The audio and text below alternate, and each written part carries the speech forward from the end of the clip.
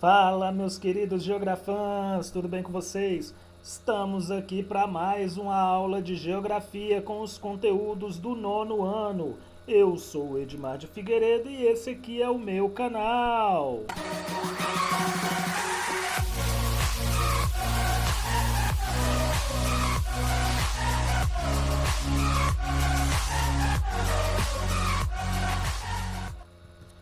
É isso aí, galera. Então vamos voltando aqui para nossa aula. O conteúdo hoje está um pouco extenso, então eu vou tentar agilizar o máximo possível, ok? Vamos lá. Tema 3: desigualdades na União Europeia. Desigualdades regionais.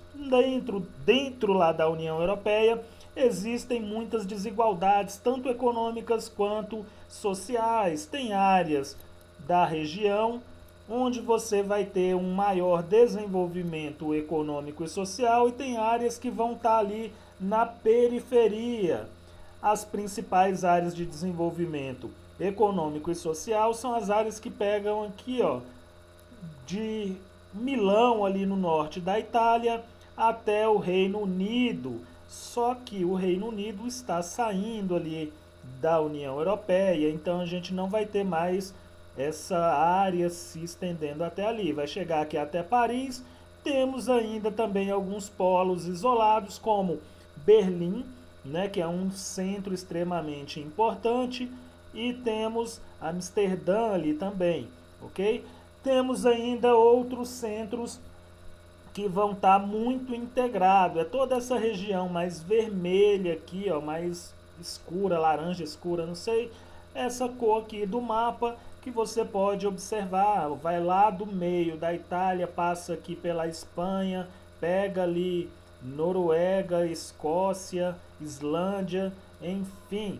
E temos ainda outras regiões não tão desenvolvidas, como a parte aqui, ó, de Lisboa, né, do Porto, aqui na Espanha, o sul, ou aqui em Portugal, o sul da Espanha. Temos ainda outras regiões aqui mais para o leste. Temos a periferia mesmo, onde temos aqui as condições mais precárias, nessa região aqui mais no leste europeu. Risco de pobreza. Existe o risco de pobreza aí na União Europeia. Só para a gente ter uma noção de como se calcula isso, a gente considera em risco de pobreza as pessoas que recebem mensalmente menos de 60% do rendimento médio mensal per capita do país onde vive. Ou seja, recebeu menos de 60% do que a média da população do seu país, você está na zona ali de pobreza. Em 2016, a gente tem 23,8% da população europeia correndo o risco de estar aí nessa faixa, né? Ou correndo o risco de exclusão social. Em comparação, 23%, 23,4% em 2010. Então, notem que vai estabilizando, vai ficando ali mais ou menos a mesma porcentagem. Em 2010, 23,4%, em 2016, 23,8%. Teve uma pequena elevação. Os países aí da União Europeia que apresentam maior risco de pobreza são Bulgária, Romênia, Grécia, esses três. Por outro lado, a porcentagem mais baixa e os países com porcentagem mais baixa de pobreza ou de exclusão social são República Tcheca, Finlândia, Dinamarca e Holanda. Para tentar diminuir aí essa questão, uma das metas da União Europeia é garantir cerca de 75% de emprego na faixa entre 20 e 64 anos, para tirar aí pelo menos 20 milhões de pessoas da situação de pobreza ou de exclusão social. Vemos aqui no mapa, então, os países aí com maior risco de pobreza e os países com menor risco de pobreza ou de exclusão social. Notem que quanto mais escura aqui a cor na legenda, maior é a possibilidade de pobreza da população. Quanto mais claro, menor é essa possibilidade. Outro fator aí que pode provocar pode provocar um aumento aí na nossa taxa de exclusão é a questão do desemprego. Na União Europeia a gente tinha aí no ano de 2018 aproximadamente 17 milhões e meio de desempregados, dentre os quais uma grande parcela aí era de jovens em idade entre 15 e 24 anos. E aí a União Europeia começou a tentar criar alguns incentivos para inserir essas pessoas no mercado de trabalho. Algumas dessas medidas aí foi a redução da taxa de impostos aí para alguns países, né, que contratassem jovens. Então a gente vai ter essa taxa tentando ser menor para elevar o número de trabalhadores. Reparem então que a população jovem ela sempre teve ali um nível de desemprego maior, né, atingindo aqui o seu ápice em 2013 com 23,8%, né, e aí passou a adotar essas medidas e a taxa de desemprego entre os jovens foi diminuindo ali até o ano de 2017, até 2018.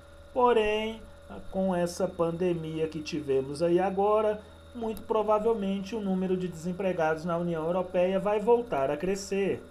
Aqui temos a taxa de desemprego por país na União Europeia entre os anos de comparando os anos de 2017 e 2007.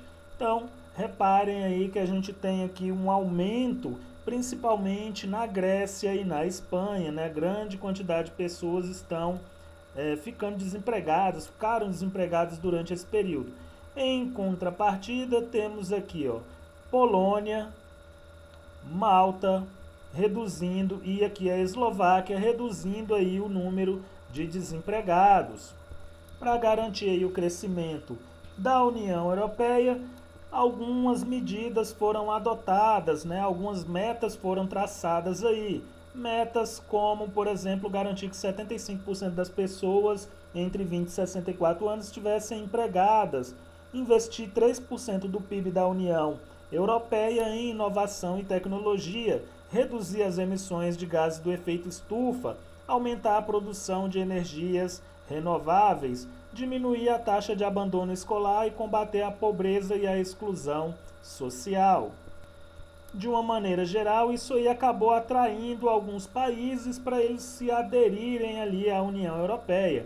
E aí passamos a ter uma grande quantidade de países interessados em entrar no bloco. Esse processo de adesão, porém, ele é um pouco complexo e tem algumas condições para os candidatos, como, por exemplo, apresentar desenvolvimento econômico, manter um regime político democrático que respeite os direitos humanos e aceitar a legislação do bloco. Ou seja, o país ele deve respeitar as condições da União Europeia, as decisões tomadas pela União Europeia, ele deve ser um país democrático e, o mais importante, ele deve apresentar desenvolvimento econômico. Ou seja, não adianta você estar ali na região da pobreza e querer entrar para o clube dos países mais ricos, você tem que mostrar potencial para isso, o que faz com que grande parte dos países que tentam não consigam a adesão. Em 2018 tínhamos aí a Albânia, Macedônia, Montenegro, Sérvia e Turquia tentando entrar aí, já estavam no processo de avaliação para entrar na União Europeia. E Bósnia e Herzegovina e Kosovo eram países interessados em aderir, mas não atendiam às regulamentações necessárias, ou seja, eles não apresentavam aquele desenvolvimento obrigatório. Tema 4, Rússia. Aspectos naturais. A Rússia é hoje o maior país do mundo em extensão territorial, abrangendo aí uma extensão de mais de 17 milhões de quilômetros quadrados. Então ela vai ocupar toda essa região aqui, inclusive vai ter terras em 2 continentes distintos, Ásia e Europa. O país está localizado aqui nas altas latitudes, o que significa que ele já está aqui na zona polar do planeta. Portanto, tem grande parte do seu território com clima polar, vegetação formada lá pela tundra, outra parte também muito significante aí do território da Rússia, vai ter clima frio e, consequentemente, o desenvolvimento das nossas florestas boreais ou da nossa taiga. De acordo aí com os dados de 2017, a população russa já ultrapassa 144 milhões e ela está distribuída de maneira irregular pelo território, ou seja, ela vai se concentrar em determinados pontos e em outros vai apresentar alguns vazios demográficos. Nas partes ali mais ao norte, as regiões mais frias, mais geladas, a gente vai ter um vazio demográfico, e ali na porção mais ao sul e principalmente mais ao oeste, na porção ali próximo aos grandes centros da Europa, a concentração de pessoas vai ser maior. O crescimento demográfico no país, ele é um problema porque ele está sendo negativo, a população está diminuindo. Então o governo está oferecendo incentivos aí para as famílias terem mais filhos. Com um vasto território e uma população que está diminuindo, as migrações elas tornam-se extremamente importantes no território da Rússia, porque eles precisam de pessoas para ocupar todo o território e manter as atividades econômicas em pleno funcionamento. Diante então dessa crise demográfica e a necessidade de mão de obra, o governo russo flexibilizou aí a entrada de imigrantes no extremo leste da sua porção asiática. Ou seja, essa porção aqui mais vazia, onde o governo russo está ali apoiando a ocupação, né? Então ele está buscando atrair mais migrantes para essa região, que hoje não é muito habitada. Porém, como podemos conferir aqui, a área de atração das pessoas é justamente a área oposta, é a área aqui mais europeia, né? Mais próxima ali dos centros europeus. Então a gente tem essa região aqui atraindo muito mais pessoas. Quanto aos recursos minerais, a Rússia ela vai ter aí grandes reservas de petróleo e de gás natural, que fazem o país o segundo maior produtor de petróleo e gás do mundo. Como a gente pode acompanhar aqui nesses gráficos, reparem aqui que entre os maiores produtores de petróleo, né, você pode encontrar a Rússia aqui atrás apenas da Arábia Saudita. Quanto aos maiores produtores de gás, você vai ver aqui os Estados Unidos em primeiro e a Rússia vindo logo na sequência. A Rússia está ainda entre os 5 maiores produtores mundiais de diamante, minério de ferro, níquel, potássio e urânio. Porém, a maior parte dessas riquezas vão se concentrar no norte e no leste do país, que são justamente as áreas lá onde tem menos pessoas. Na região norte ainda tem a região da Sibéria, que permanece congelada, o que dificulta ali o transporte e o acesso à região. Desintegração da União Soviética. Em 1945, com o fim da Segunda Guerra Mundial, a União Soviética despontou aí como uma das superpotências do mundo ao lado dos Estados Unidos. Inclusive rivalizou com os Estados Unidos durante muito tempo para ver quem seria a maior potência do mundo. Porém, esse sistema aí adotado pela União Soviética, ele começou a entrar em decadência e foi caindo aos poucos, até que em 1991 a União Soviética foi dissolvida e as repúblicas soviéticas elas voltaram a enfrentar problemas, incluindo a Rússia. Como consequência disso aí, entre os anos de 1991 e 1998, o PIB da Rússia reduziu aí cerca de 40% e a produção industrial diminuiu 55%. A desigualdade cresceu, a migração interna para a porção europeia do país, principalmente para Moscou, se intensificou. Já a partir de 1998, a Rússia consegue aí um socorro do Fundo Monetário Internacional, o FMI, e passou a adotar aí uma série de medidas fiscais, além da desvalorização da moeda e dos investimentos estrangeiros, para poder ter uma rápida ascensão, um rápido crescimento econômico. principalmente baseado aí nas exportações das commodities, em especial o gás e o petróleo. A partir de então a gente tem aí a Rússia crescendo novamente, até chegar a uma crise internacional aí no ano de 2008, onde a economia voltou a ter uma queda. Porém, a Rússia não foi tão atingida quanto os demais países europeus e sua economia voltou a crescer logo. Contudo, aí, a partir de 2014, o país voltou a ter uma nova recessão, principalmente por conta do excesso da oferta do petróleo no mercado internacional.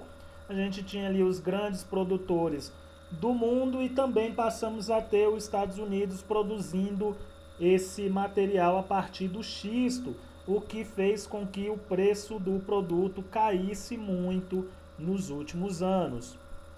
E aqui a gente tem um gráfico que vai mostrar exatamente essa evolução aí que eu acabei de descrever, ó, de 1990 até 2000, até 1998, uma queda, e aí o país começa a crescer rapidamente até 2008, onde caiu de novo por conta da crise, e aí subiu novamente até 2014, onde teve aqui a queda do preço do petróleo, e aí a evolução do PIB ela começa a cair novamente, né? O PIB já começa a diminuir outra vez.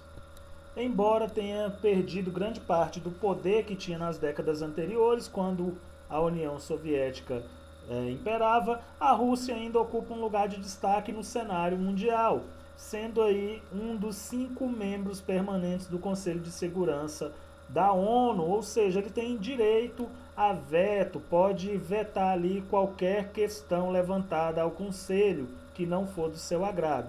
Além disso, tem um arsenal nuclear muito considerável, sendo julgado aí por muitos como o maior arsenal nuclear do planeta, porém não com maior poder de destruição, mas ainda assim é um destaque quando a gente fala em produção de material bélico, né? Então eles produzem muitas armas, eles produzem muitos equipamentos voltados para a guerra. A Rússia ela também mantém a hegemonia na Ásia Central, principalmente aí junto às ex-repúblicas soviéticas, o que vai fazer com que ela se torne líder na região. Eles têm ali um interesse importante para poder impedir o crescimento dos Estados Unidos e da China, que também tem interesse nessa área estratégica. E isso também acontece no Oriente Médio, onde a Rússia também tem ali a sua relevância, a sua influência. Quanto aí à disputa pelo Ártico, né, temos vários países interessados na região, principalmente para a exploração do subsolo rico em petróleo. Então vários países estão lá tentando disputar essa região e a Rússia ela se mantém em uma posição bastante agressiva nessa disputa, inclusive consolidando sua presença militar no Ártico, conforme a gente pode acompanhar aqui, ó, nesse complexo militar localizado aí na região do Ártico, que é um complexo militar russo na região ártica.